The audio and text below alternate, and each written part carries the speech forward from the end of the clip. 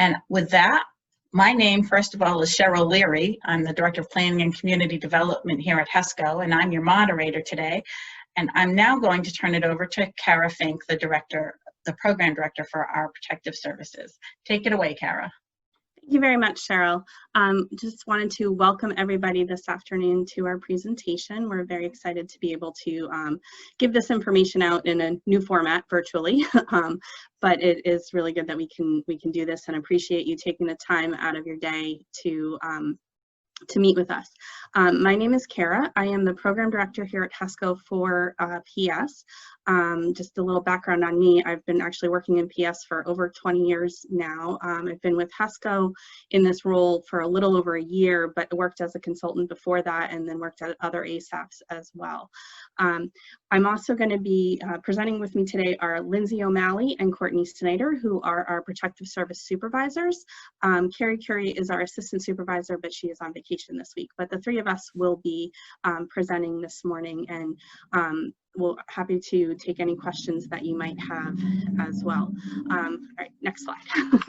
So a little bit about what we're going to talk about today. We're going to do an overview over what is protective, what do we do, what are the kind of allegations that we look at, and talk about our process. But then we also want to talk about some sort of myths that are out there about what we do or what we don't do, and to help people have a better understanding of what our role is, what are some parameters that go around our role, and some limitations that we might have, and to help you have a better understanding about the program. So at the HESSCO Elder Services Program, we serve the towns that HESSCO serves: Canton, Dedham, Foxborough, Medfield, Millis, Norfolk, Norwood, Plainville, Sharon, Walpole, Westwood, and Wrentham. Every town or city in the state of Massachusetts is covered by a protective service agency, and we are the designated one for these specific towns. We intervene in situations where there's self-neglect, abuse, exploitation, or neglect that may be impacting an elder or putting an elder at risk. Then the sources of the self-neglect or abuse, it can be intentional or unintentional. A lot of our cases, we deal with caregivers who are really, really trying, but for a lot of different reasons may not have the capabilities to meet the needs of their loved one, and that would be sort of their unintentional neglect there. And it can take many forms. We see physical abuse, sexual abuse, emotional abuse. We're going to go into all of these a little bit more in detail. Next slide, please, Cheryl. So to give you a little bit of the scope of the problem of elder abuse and neglect, we have approximately 1.3 million residents of Massachusetts who are over the age of 60 or older. Excuse me.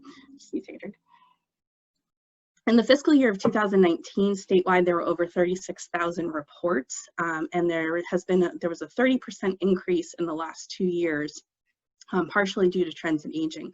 Now, I will say that the pandemic has impacted us greatly, in that our numbers statewide have dropped off. And this isn't just something that's happening in elder abuse, it's happening with child abuse, it's happening with DPPC.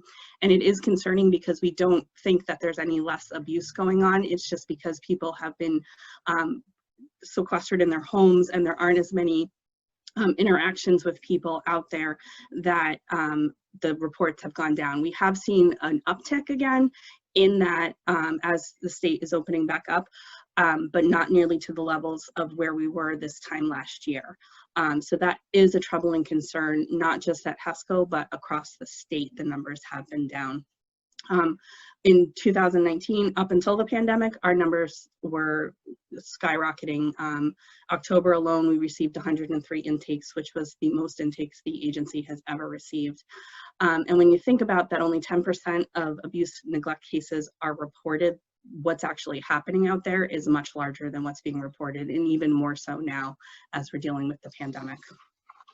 I'm going to turn it over to Courtney now for the next few slides, and she's going to talk about the types of abuse and neglect that we look into. Hi everyone, I'm Courtney. I'm one of the Protective Service Supervisors here at HESSCO. So yeah, I'm going to go over the types of abuse and neglect and some indicators that we look for. So the first one is physical abuse, which is the non-accidental infliction of serious physical injury to an elder or the threat of serious physical injury in which there's reasonable cause to believe that an individual may have the intent and capacity to carry that threat out, which kind of means, you know, if somebody is able to act upon that threat. Included in this are impulsive acts. So if somebody gets into a verbal altercation and somebody, you know, pushes an elder, that would be considered physical abuse. Some possible indicators to look for include bruising, burns, soft tissue injuries, which means like injuries to like the torso, where you don't typically have bumps and bruises like on the elbows and the knees. Some unexplained injuries or inconsistent injuries. You know, if an elder says, oh, I got this bruise, you know, from a fall, and then the next day they say something different happened, that might be an indicator that there's some physical abuse. And lastly, hypervigilance of an abuser's actions could also be an indicator. Next slide, please. Sexual abuse is not often reported, but again, that doesn't mean that it's not happening. And this includes sexual assault, rape, sexual misuse, sexual exploitation of an elder, threats of sexual abuse, again, where the individual has the intent and capacity to carry out the threat. Some indicators of this could include pain, itching, bruising, and bleeding in the genital area, difficulty walking or sitting, stated fear of abuser for unexplained reasons. You know, they just say they're afraid of a person, but not, they don't identify why, or it's kind of sudden. And then elder refusing or being resistant to being changed or bathed or examined can also be an indicator. In addition, watching like explicit contact, explicit videos in front of an elder could also be, you know, deemed to be sexual abuse. Next slide, please. Emotional abuse is the non-accidental infliction of serious emotional injury to an elder. What we look for here is a relationship between the abusive actions, behaviors, or language and a resulting effect on the elder, or the emotional state on the elder. So if it's, you know, clearly having an impact, the elder is unable to eat or sleep, is very anxious because of this behavior, those are the types of things that we look for. Some other indicators are depression, withdrawal, increase in agitation, crying, shaking, an exaggerated fear response, again, exacerbation of existing medical or mental health conditions, and suicidal talk, just as stating like, I just want to die. Things like that can be indicators of emotional abuse.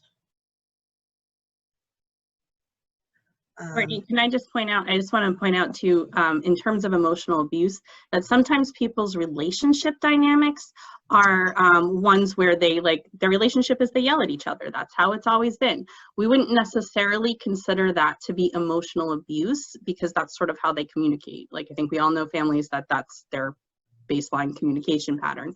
However, if someone in that kind of situation may develop a dementia process and can't actually start responding in this same way, like they used to be able to give what they take and back and forth and everything like that, but now they can't because of a dementia process going on and now it's having an impact on it, then we might consider that emotional abuse. But just people yelling at each other doesn't necessarily make it emotional abuse. Neglect by caregiver is the next one, which is the failure or refusal by a caregiver to provide one or more of the necessities, such as food, clothing, shelter, personal care, medical care, which has resulted in, or where there is substantial reason to believe that such a failure or refusal will immediately result in serious physical harm to an elder. So there's some criteria that we look for. For instance, a caregiver must be competent and over 18. Some common indicators can include dehydration, malnutrition, inadequate or improper clothing, ulcers or skin rashes, inadequate supervision or medical care, unsanitary living conditions, clutter, hoarding might be indicators of those things. Can all be indicators of neglect happening. Next slide, please. Financial exploitation, again, non-accidental or omission by another person without the consent of the elder, causing substantial monetary or property loss to the elder, or substantial monetary or property gain to the other person. May result of consent obtained as a result of misrepresentation, undue influence, coercion, or threat of force. For example, if you don't give this to me, I'm not gonna, you know, help you out anymore, or you know, things like that. Some indicators that could be happening include like an elder does not remember, is confused about their documents, bills, missing funds. If an alleged perpetrator is unemployed and dependent on the elder against the elder's wishes, or eviction is threatened for non-payment of rent, can all be kind of indicators that there's perhaps some financial exploitation. Next slide, please. Self-neglect, this is one of the ones I would say we see this a lot. It's probably one of the more common that are reported on. And this is defined as the inability to meet one's essential needs for clothing, safe and secure shelter, personal care, supervision, medical care, due to a mental or physical impairments, substance abuse, or cultural or linguistic barriers, and unable to remain safely in the community without assistance. Some common indicators include unsanitary living environments, lack of utilities like heat, hot water, electricity, threat of eviction or pending eviction, condemnation pending due to a non-payment of mortgage or rent, or due to the condition of the home if the Board of Health is involved. Participation in lotteries or sweepstakes or scams to an extent that their own needs cannot be met. And again, this one is one of the more common ones that we kind of see. And now I'm going to turn it over to Lindsay, I believe, is going to. Yep. Okay, so I'm going to talk a little bit about the role of protective services. So protective services are those services necessary to prevent, eliminate, or remedy the effects of abuse or neglect in an elder. So the protective service worker, the staff that we oversee, they conduct, we review the intakes that we receive from individuals in the community, such as yourselves. They conduct the investigations, which will take 30 days. We do service planning and crisis intervention as needed. The PS program is designed as a short-term crisis intervention program. It is not geared towards long-term intervention. And this is really key, because our typical time that we could be involved with someone may be 2 to 3 months. We're really not designed to be a long-term program. Our goal is to reduce a risk and then find other resources in the community to keep the elder safe and the risk mitigated. But we're not usually in there any longer than 4 months. Next slide, please. Okay, so the PS timeline. When we receive intakes, we determine based on what's in the report, how fast we have to respond based on the detailed information that is in the report. So an emergency response will be responded to within 5 hours of screening. So this could be, we get a report that there is active fighting in a home, someone is actively being abused, they can't call for help. That would warrant us responding within 5 hours. A rapid response is us responding within 24 hours. A routine response, which we do most often, is when we respond within 5 days. And as I mentioned previously, a full investigation will be completed within 30 days. And then the protective service workers have 45 days from the date of the report to mail a follow-up letter to mandated reporters, letting you know the status of the case. So it will say like whether or not we substantiated or unsubstantiated the allegations. Next slide. Okay, now Kara's going to go over elders' rights. So I'm going to talk a little bit now sort of about what the theoretical framework that we operate under here in terms of protective services. How do we make the decisions we make in cases and move forward? So the first point, this is called the theory of adult protection. And the first point is that when interests compete, the adult client is the only person that we're charged to serve. It's not the community concerned about safety, not landlords who might be concerned about their property, not other citizens concerned about crime, or families concerned about health or finances or anything like that.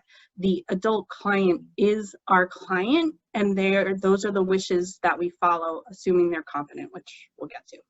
When interests compete, the adult client is in charge of decision making until they delegate it to someone else or it's delegated from them through a legal process.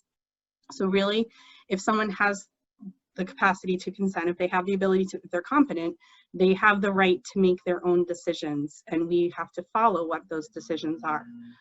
The third point is sometimes a hard one to swallow, even as a caseworker, supervisor, and director, but freedom is more important than safety.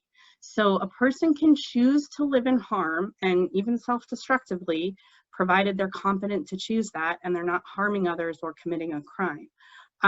You know, having done this for so long, I can tell you there are a lot of cases that a lot of times we've walked away from cases and I've kind of like cringed, because you kind of know what's going to happen. You know, it's not a safe decision. It's, you know, this person is choosing to remain in an unsafe place, but ultimately that's their decision. You know, they have the right to self-determination, and I try to walk it back to myself and think, you know, when I'm 95, do I want the right to make poor choices? Yes, I do. You know, and so trying to respect that right for other people, as hard as it is at times. In our ideal case, the protection of the elder, we seek to achieve simultaneously in order of importance: freedom, safety, least disruption of lifestyle, and least restrictive care alternative, which means we're going to try things first before we jump to the big guns of like guardianship or anything like that. We want to try things that are that are least restrictive, that will keep people in their homes, in the community, as long as possible, as safely as possible. And we often give people the right to fail sometimes by choosing the least restrictive alternative with that. Next slide. So I've talked a little bit about capacity to consent. I've mentioned it. So what does that mean? It means when someone has the capacity to consent, that they have the ability to reach an informed decision, including an understanding of the risks and the consequences of their choices. Someone can have capacity and have horrific judgment. It doesn't mean that they're always going to make great decisions if someone has capacity, but if they understand the risks and the consequences of their choices, then they can make those decisions. We look at 4 things when we're evaluating capacity: the ability to communicate choices, the ability to understand information relevant to their situation, the ability to appreciate the situation and consequences, and the ability to manipulate that information rationally. Can they weigh their options? One of the pieces of our investigation is called an interview for decisional abilities. It's where we speak with an elder. It actually was specifically designed for Massachusetts Protective Services use, where we talk with elders and sort of try to get at, are they understanding the risk? We pick one specific item that one risk element that we're looking at, and talk with them. Do they really understand the pros and cons? And try to ferret that out to help understand, do they understand what the choices that they're making here? Just because someone has a mental health concern, whether it be a diagnosis of schizophrenia or a bipolar or early in a dementia process, it doesn't necessarily mean that they don't have capacity. Somebody can have a mental illness and still be competent. In a situation, if we are questioning someone's capacity and the risk is high, then, you know, we will push for a capacity evaluation, whether that be by their PCP, whether that be by, we have a doctor who will go into homes and do an evaluation for us. So we will ask to have that, if there's a question of it, we will ask to have that clarified, because that's a huge driving factor in what we do. If someone has capacity and they don't want to accept services, then we can't force them to. If someone doesn't have capacity, then there's a bit more wiggle room that we have in terms of steps we can take, but we're always balancing out also the fact that sorry, I just lost my train of thought there. But we're balancing out risk too. And in something really, is the risk high enough to take more restrictive action than where we're at? So we may, you know, there may be a case where we may ask, if it's a high risk situation, we may ask for a capacity evaluation. A lower risk case, even if we're questioning the capacity, we might not feel it reaches the point yet where we need to ask for a full capacity evaluation, because to do so would be very intrusive in the person's life. If we have someone's capacity evaluated and we're found to not have capacity, well, then we have to take action about that. And that means, do we have to go for guardianship? That's a very, very restrictive action to take for somebody, where there might be other steps that we can take with the family before we go for that last sort of taking away someone's rights completely. So it is definitely a balancing act here, but capacity is key to everything we do. With that. Next slide. All right. So what does our investigation include? I will say that right now in the pandemic, it looks a little different in terms of initial home visits. We used to do unannounced home visits on a regular basis. We do not do those anymore. It is not, you know, for the safety of not just our staff, but also for the safety of our elders. You know, it's not that we don't do home visits. We are still doing home visits, taking social distancing precautions, even with PPE. Those things are happening, but it looks very different right now, and it may not. Again, we're using risk level to decide whether or not we are actually going to do a home visit, or are we going to look more creatively. Like, we have done things where we've used video conferencing, like Zoom software, to interview elders. We do telephone interviews. We've done things where we've met outside of Council on Aging and met with elders. I know other agencies have done things where they have, like, driven to a park, and the elder and the protective service worker sit in their car and talk on the phones. You know, we're getting creative and meeting with elders in order to keep safe. But we do an initial assessment, whether that be in person or over the telephone or over video.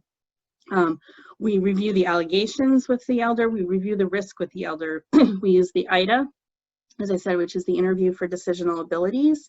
That is a requirement as part of it's part of the investigation to assess the capacity, and we look to do collateral contacts and get information to interview people. Lindsay's going to talk in a minute about how we decide what collaterals we contact, but we try to get that information, and we do an interview with the elder and see what their thoughts are. You know, do they think something's going on? Are they concerned? Do they fear for their safety? Where are they at with everything? They have the right to refuse to participate in our investigation. They do not have the right to refuse the investigation. And this is a change that happened in the regulations back in 2017. Prior to that, if an elder said, I don't want you looking into this, I don't want you investigating, then unless we had a compelling reason to believe that they were fearful and refusing out of fear, then we just had to walk away. Now we can move forward with the investigation. They can just choose not to participate. In the past, as I said, the initial home visits were generally unannounced. They are not anymore, and I don't know when they will be unannounced again. So, you know, just for the safety of everyone involved. And then our investigation also includes contacting collaterals. This may include the PCP, other caregivers, case managers involved, family, council on aging service providers. Again, Lindsay's going to speak in a minute about like how we make that decision. But we can contact collaterals even if the elder refuses to participate. Next slide. And right, Lindsay's going to talk about the balance test now, which is how we figure out who we're talking to next. So obviously with a protective service investigation, we're talking about some very sensitive and private issues going on in an elder's life.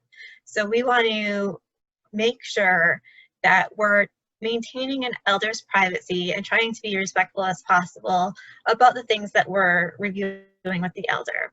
So every protective service worker must speak to their supervisor first and ask for approval to speak to potential collateral contact to ensure the potential collateral contact meets what we call the balance test criteria. So for example, and none of our workers can call anyone involved in the elder's case before talking to Courtney, Kara, or I. It is the responsibility for the supervisor or program director to review the case and determine if potentially contacting the collateral could put the elder at risk. And there's a bunch of reasons why we consider this. Will the collateral contact document their conversation in their file? So for many people, files can get pulled, right? Like records get pulled. Is there a chance that someone is going to read it? Potentially maybe an alleged perpetrator in this situation. Will the collateral that we're going to talk to tell another professional that protective services is involved? You know, who's going to say what to who? And is that going to get back to the alleged perpetrator? We're always looking to see, like, does that person have contact with the alleged perpetrator, and maybe they don't believe that that there's anything wrong with the situation, so you know they might, or even they might accidentally say something, you know, just offhand, not thinking anything of it. Is there a connection between the reported allegation and the collateral? So there's also maintaining just what's going on in the elder's life and their privacy. So if you're, you know, if someone's working in home care as a case manager and we're involved for a financial exploitation reason, we're not necessarily going to go tell home care about what we're doing, because the financial exploitation that happened has nothing to do with their home care services. So we're not going to go discuss that because that's a private issue. That also is very stigmatizing to people if they got scammed. You know, they don't want us to tell their, you know, we're not going to be telling what's going on with that situation to people who are not involved in the elder's finances in any way. Will the potential information obtained outweigh the elder's right to privacy? So what are we going to gain from talking to this person? Does this person have any information other than what's already been reported to us?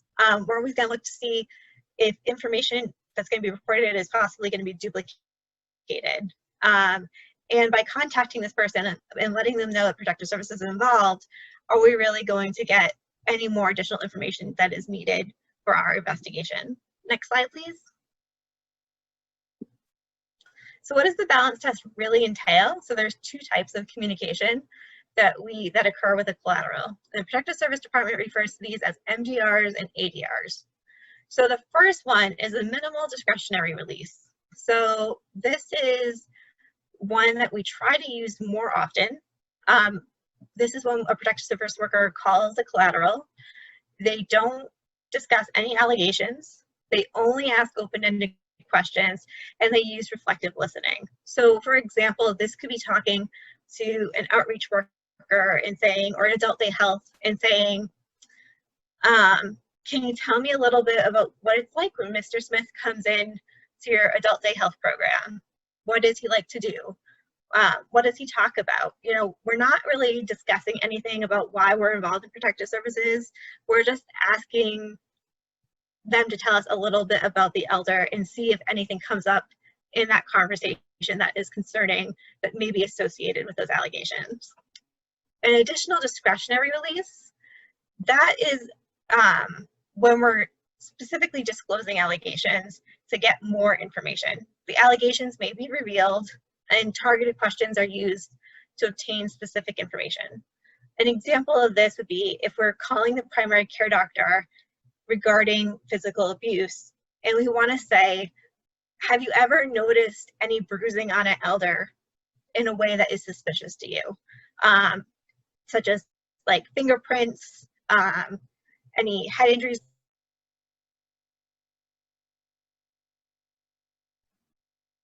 Like where we would be asking specific questions indicating that's what an additional discretionary release is. Next slide. Okay, Courtney's going to talk about service planning. So once an investigation is completed after the 30 days, if the allegations are substantiated, now even if just one allegation is substantiated, the workers move forward with service planning, which is what can we do, what can be done with the elder to kind of mitigate or reduce the risk that we're talking about. For instance, if it's you know, an issue of physical abuse, do we need to get a restraining order? That's maybe not a great example because we would probably do that right away, but maybe it's home care services that are needed, you know what I mean? So, you know, getting them started and getting them to accept the services might be a part of service planning, as that's often what service planning includes. It's referrals to other community agencies and other resources such as home care services, VNA, housing, getting the housing applications filled out, money management referrals, assistance with, you know, rehabs, assisted living facilities, or long-term care facilities. If an elder has capacity, they have the right to not work with us. Once the, you know, as in the investigation, they don't have to work with us for service planning. Our worker can come up with a service plan and have all these great ideas of what might help to reduce or eliminate the risk. If the elder doesn't want to do any of those things, our workers, you know, we don't have the ability to force them to do anything. That's listed in our service plan. So now we're going to get into the myth parts. So the first myth that we're going to talk about is that we just put people in nursing homes. I think sometimes people kind of see us as like the DCF of elder services, and that we just go in and we take elders out of the home and put them away. What I like to remind our workers as well as our clients is that we're there as a support to help the elder. And our goal is always the least restrictive approach, as Kara had mentioned earlier, freedom over safety is kind of our goal. So we want to keep people in their homes for as long as possible and as safe, you know, for as safe as possible. So even in some situations where we feel a conservator or guardian is needed, we still may request that maybe they stay in the home with some additional services while there's a guardian or conservator to kind of oversee that, if that's, you know, if the elder is going to be able to maintain safely there. And we give people the opportunity to kind of try that before looking for a nursing home placement. That's generally our last option, and we try to exhaust, you know, we exhaust every other option before that decision is made. So now I'm going to pass it along to the second myth. Okay, so myth 2 is we don't do anything. So really we're person-centered, so we start where the client is at. So this could be we substantiated an allegation, but maybe what we substantiated isn't really necessarily the service planning that they want to do around that. For example, we've substantiated, you know, for self-neglect, hoarding, right? But if we bring in a service plan and say, how about we do some heavy chore work to get your house cleaned up, the elder may say, like, no, I'm not ready to do that. But the elder could say, I'm interested in therapy though. And so maybe we do, you know, some work to refer them out to a therapist, which maybe in the long run is going to help them get ready for heavy chore work. But that we really work where the person is at. So sometimes when someone's involved in service planning, we may get calls from people who did the report and say, you know, this is still an ongoing issue. And yeah, we agree. However, we really need to kind of look at what they're willing to work with. It's the same thing with any type of alcohol use or substance use. We're more likely to work from like a harm reduction approach. Elders who maybe have been drinking throughout their whole adult life are not going to just stop drinking because we put it in a service plan. So what can we do to mitigate risk? Can we talk to that elder and say, you know, how we safety plan, and maybe we make a compromise and we plan for you to not drive when you're going to be drinking or something along those lines. So we're really trying to meet the individual needs of that elder. And as Courtney said, elders with decisional capacity have the right to refuse our services.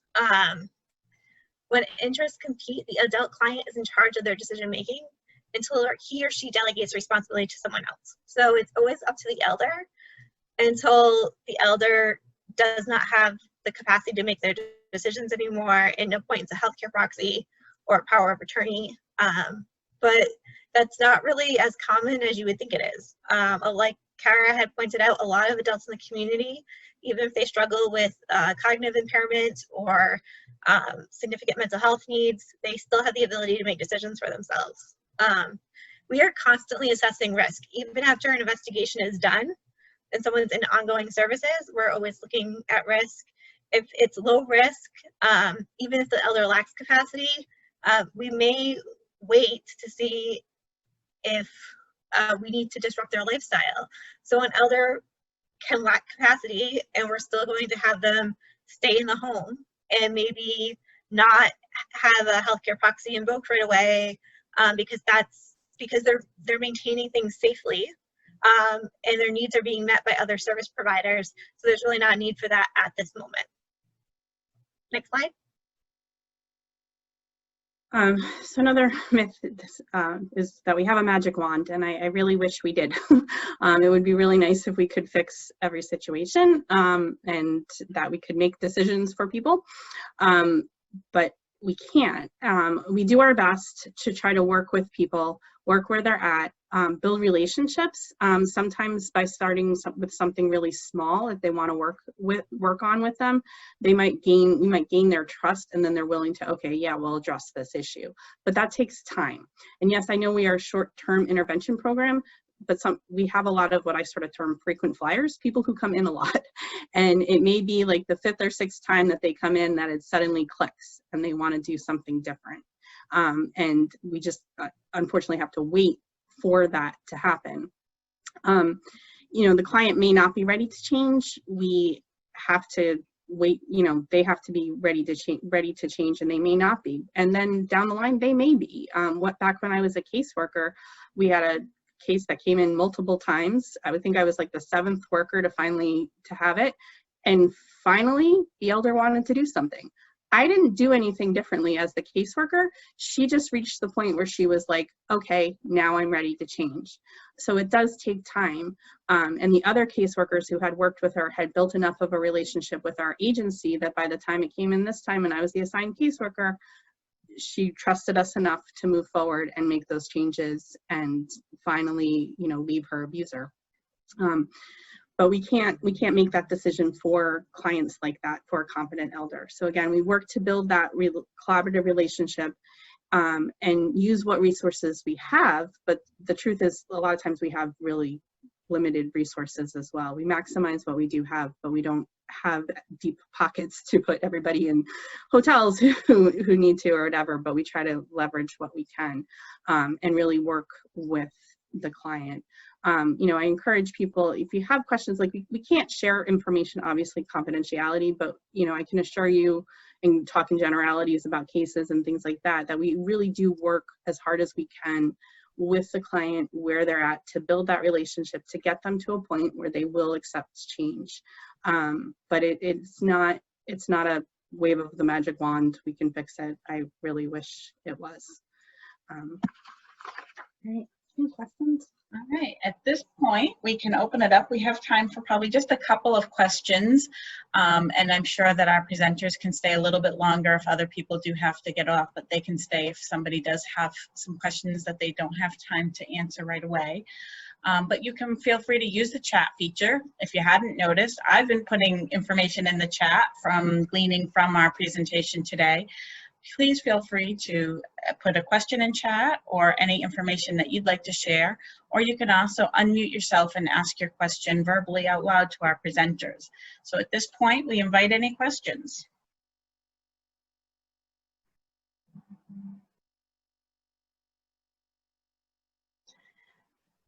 And I'm sure everyone's gathering their thoughts.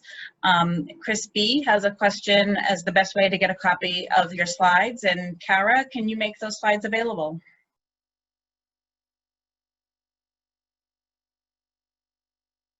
Kara, I'm not sure if you're on mute or not. Sorry, I was on mute. Yes, I can absolutely make those slides available. So, okay, I do have the email addresses for all who attended today, so I will be glad to send the slides out to everyone who attended.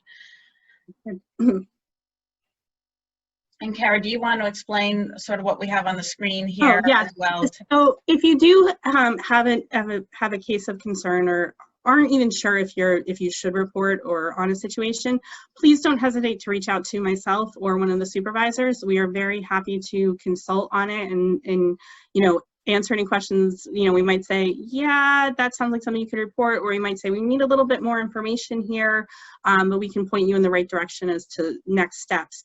These are our extensions here. We are working remotely, obviously, right now. However, if you call the office and leave a voicemail for us, we will get back to you right away.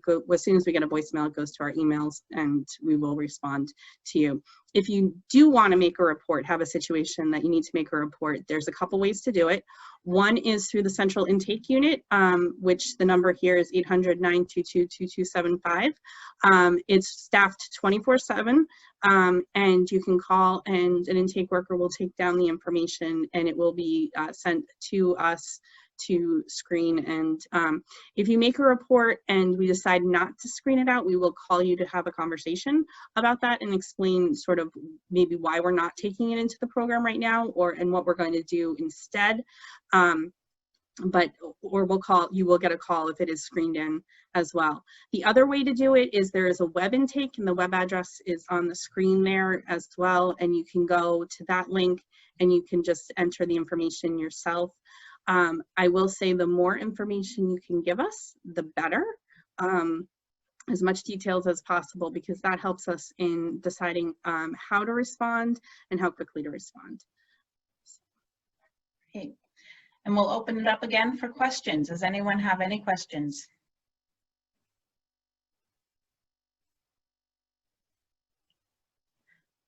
All right. So hearing no questions. Oh, go ahead. I'm sorry. Does the bank have any obligation to an elder? I had a client's son who went with her to the bank and took out quite a large sum of money. So does the bank have any obligation to inquire as to the amount? The bank has no legal obligation. They're not mandated reporters. However, the state has undertaken a pretty extensive educational program over the last few years to really get banks to report these kind of things and know, even though they don't have a mandate to report, we do get a lot of reports from banks, and banks usually regularly report even without a legal mandate to do that. But if you have concerns over it, you can always make a report yourself on it in case the bank didn't make a report. Okay, thanks.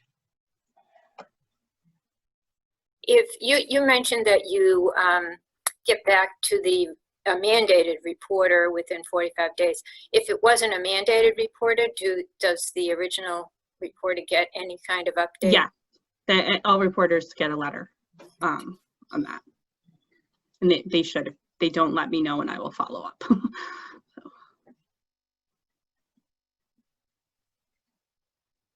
Okay. Any other questions? All right, I'd like to thank our presenters, Kara Fink, our program director here for Protective Services, Courtney Snyder, a program supervisor, and Lindsay O'Malley, a program supervisor for our Protective Services Department. Thank you so much for joining us today. This program will be available on our YouTube station shortly, And we will have more virtual learning and sharing programs.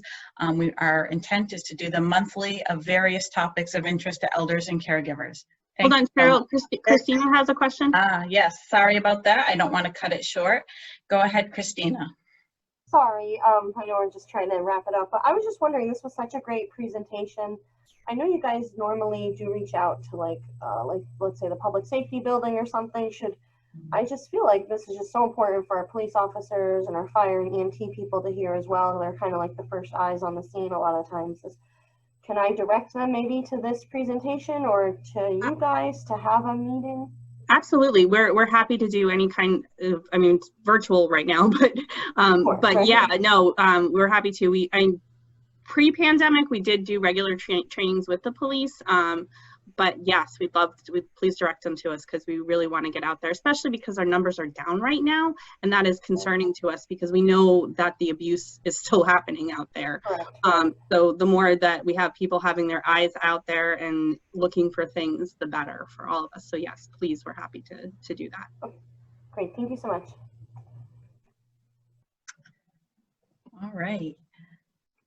Any other questions before I end the program? All right. Thank you so much, everyone. Thank you.